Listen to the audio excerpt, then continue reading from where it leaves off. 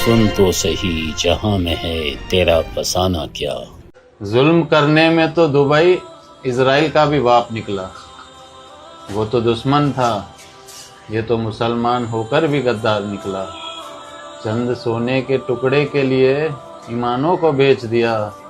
Sudan की इस महिला को उसके बच्चों के साथ इसलिए मार दिया गया क्योंकि उसका रंग काला था। सूडान में अब तक 1.5 लाख लोगों को मार दिया गया है, जबकि सूडान के कुल आबादी का 91% लोग सुन्नी मुसलमान हैं। तो फिर ये लड़ाई क्यों हो रहा है? देखो, लड़ाई धर्म का नहीं, पावर का है। और ये जंग 2 गुटों के बीच हो रहा है। पहला है सूडान आर्मी फोर्स, जिसका नेता है जनरल अब्देल फतह अल बुरहान। इस नाम को याद रखिएगा, आगे बात करेंगे। और दूसरा है रैपिड सपोर्ट फोर्स, जिसका नेता है मोहम्मद हमदान। 2019 में सूडान के आम जनता और सूडान आर्मी फोर्स ने 30 साल पुराने तानाशाह ओमर अल बशीर को सत्ता से हटा दिया। देश में लोकतंत्र की उम्मीद जगी, लेकिन 2021 में बुरहान ने अपने ही नागरिकों द्वारा बनाई गई सरकार को गिरा दिया और पूरा देश पे हुकूमत करना चाहा। और यहीं से जन्म होता है RSF का। इन्हें लगा कि बुरहान ने हमें धोखा दिया है और दोनों के बीच जंग शुरू हो गया। अब सूडान का हालात ये है कि लाखों बच्चे भूख से मर रहे हैं, शहर खंडर बन चुका है और 1 करोड़ से ज्यादा लोगों ने अपना घर खो दिया है। अगर धर्म एक है तो खून का रंग अलग क्यों दिख रहा है?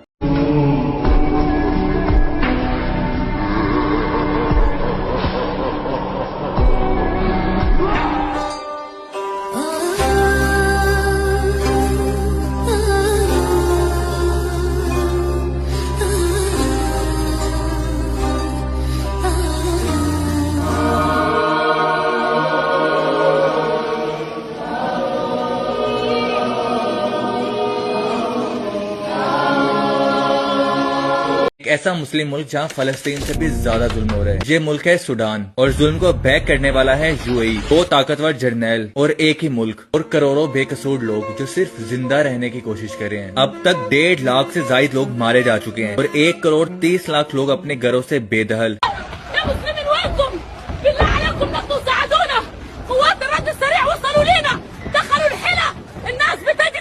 وما لهم ألا يعذبهم الله وهم يصدون عن المسجد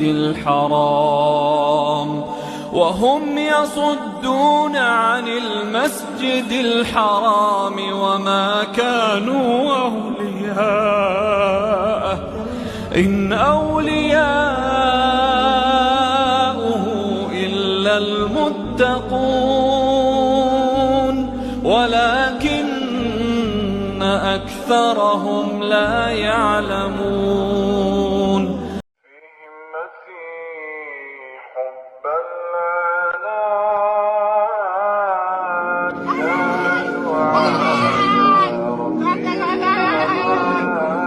सूडान के मुसलमानों के दोनों पांव को पकड़कर चीरा जा रहा है। सूडान के मुसलमानों को जिंदा कब्र में गाड़ा जा रहा है। सूडान की औरतों को कब्र में डालकर गोली मारी जा रही है। उल्टा हाथ बांधकर दरख्तों से लटकाकर उसे गोली मारी जा रही है। इस पर सब खामोश है। अभी सूडान को दुनिया वालों ने तने तनहा छोड़ दिया है। Sudan is not a civil war, it is an invasion by the UAE. The UAE that has strong ties to America and Israel and is funding the Rapid Support Forces, the RSF, who have been found with American, English, French, and Emirati weapons.